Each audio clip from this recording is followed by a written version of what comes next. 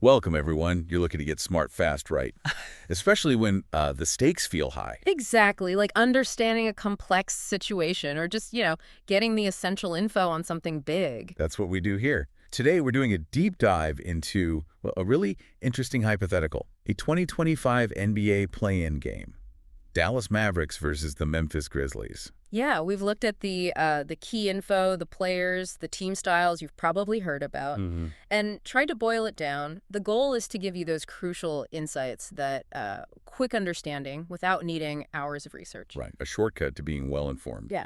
So the play-in tournament, quick refresher. Sure. It's teams ranked 7 through 10 in each conference. Okay. They battle it out for the last couple of playoff seeds. It's high drama, single elimination for some spots. And this specific hypothetical game, Mavs versus Grizzlies, it's exactly that, isn't it? Winner move on to the main playoffs. Precisely. Winner gets in, loser season is well over. Huge stakes. Okay, let's jump into the Dallas Mavericks then. What's their identity on the court? Well, historically, Dallas, you think offense. Lots of firepower. High-scoring games, usually. Often, yeah. They really lean on their star players to generate most of the points. That's kind of their DNA. So strengths are pretty clear then. Scoring ability. Definitely. Getting points, often in bunches. They can get hot quickly. But what about the flip side? Weaknesses. Sometimes defensive consistency can be an issue. Holding teams down, Okay. and maybe sometimes relying too much on those main stars if they struggle. Where does the scoring come from? Yeah. Makes sense. Exactly. So for this hypothetical 2025 game, who are the key players we're picturing? And remember, we're playing with some hypotheticals here. Right, exactly. So imagine Anthony Davis, obviously usually a Laker, but let's put him on the Mavs for this scenario. Dominant inside scoring boards. Big presence. And maybe Klay Thompson, again, normally Warriors, but here, elite shooting, perimeter D. Wow. Okay, that changes things. Anyone else? Yeah, you've still got versatile guys like Najee Marshall maybe contributing, Max Christie, younger player, Potential there. and Daniel Gafford bringing that athleticism, rebounding in the front court. Interesting mix. So strategy-wise for Dallas in this game. You'd think they'd focus on getting AD and Klay in this hypothetical. Good looks, creating scoring chances for those key guys. And defensively? Defensively, the big challenge is Memphis's speed and scorers. They'd have to find ways to contain that. Okay, let's pivot to the Memphis Grizzlies. What's their core identity? Memphis. Think athleticism. Think defensive intensity.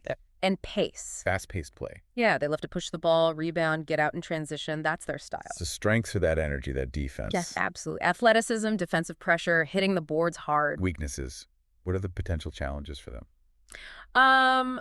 Sometimes offensive consistency in the half court can be a bit up and down. Right. Not always smooth sailing if the game slows down. Potentially. And maybe, depending on their roster build in 25, maybe a bit less experience in these super high-pressure games compared to, say, a team built around veterans. Gotcha. Key players for the Grizzlies we need to watch. Well, number one is Ja Morant. He's the engine, right? Explosive, dynamic point guard. Center of everything for them. Pretty much. Then you've got Desmond Bane, really skilled scorer, good defender, too. Reliable. Very. Front court, maybe Marvin Bagley third. Athleticism, can score inside, and Vince Williams Jr. doing a bit of everything on both ends. So how do you see the Grizzlies approaching this game strategically? What's the game plan? Leverage that athleticism, create turnovers, run, score easy buckets in transition. Makes sense. Play to their strengths. Definitely. And defensively, disrupt Dallas. Force turnovers makes them uncomfortable. Okay, let's talk about how these styles clash. The pace of play seems like a big one. Oh, yeah, huge. Memphis wants to fly. Up and down, constantly pushing. Whereas Dallas, with maybe AD and Klay in this scenario, might prefer a bit more control. Could be. They can score fast, but they might also want to execute more in the half court, especially with a dominant big like AD. Whoever controls that tempo gets a big edge. Right. Fascinating tug of war there. What about key individual matchups? Guard play is massive. Ja Morant versus whoever Dallas puts on him. How do you stop him? Or slow him down? That's the million-dollar question, isn't it? His explosiveness tests any defense.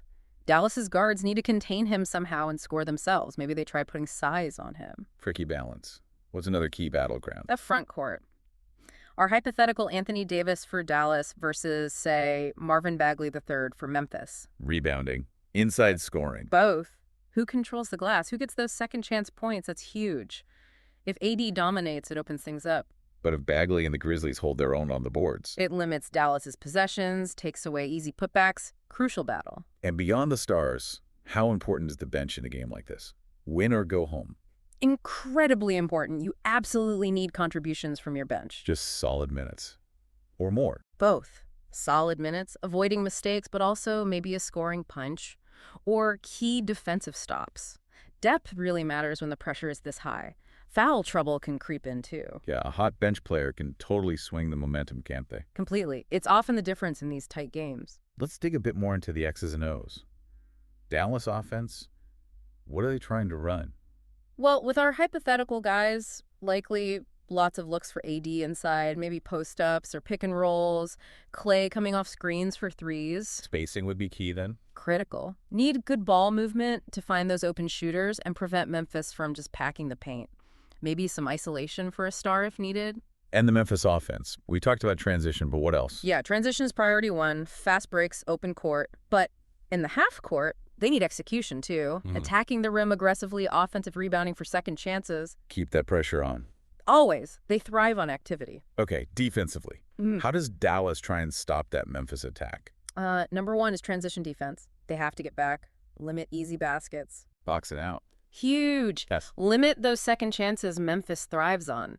And discipline, don't foul unnecessarily, especially jaw driving. Right. Keep them off the free throw line. Try to, yeah.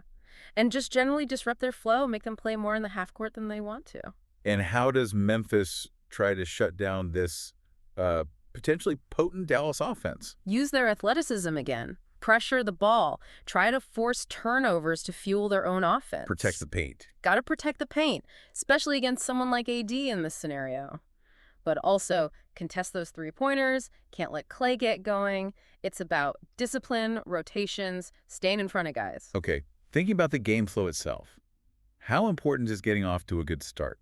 Oh, massive in a one-and-done game. Early momentum, getting that confidence. Put together a team on their heels immediately. Exactly. An early run, a few big defensive stops. It can really set the tone, force the other coach's hand maybe. Speaking of coaches, lots of adjustments throughout, I assume. Constantly. They'll be tweaking offensive sets, defensive matchups, rotations, maybe even trying to change the pace if things aren't working. In-game adjustments are vital. And ultimately, it often comes down to big moments, right? Yeah. Clutch plays. That's what these games are remembered for, isn't it? Who makes the big shot? Who gets the crucial stop? Who hits the pressure free throws? Those defining moments. Absolutely. Stars stepping up when everything is on the line. That often decides who wins. So putting it all together, how could this hypothetical game actually play out? Lots of possibilities. Totally unpredictable, really. Could be a shootout, both teams scoring over 120. Or grind. Or a complete defensive grind. Low scoring, every possession feels heavy. Could come down to the final shot. Maybe even a controversial call. Wouldn't be the first time in a high-stakes game. That unpredictability is why the play-in is so compelling. Yeah, absolutely. And for fans wanting to catch a game like this, where would they look? Big play-in games, usually national TV, ESPN, TNT, something like that. Streaming options too, presumably. Oh yeah, definitely streaming options available through league passes or the network apps. Details always come out closer to the time. And the fan buzz around a game like this must be intense. Off the charts. Social media, sports talk, everyone's debating, predicting, analyzing every single angle. Huge fan passion. So wrapping this deep dive up. Yeah. What are the absolute key things determining who wins this hypothetical Mavs-Grizzlies clash? I think it boils down to a few things.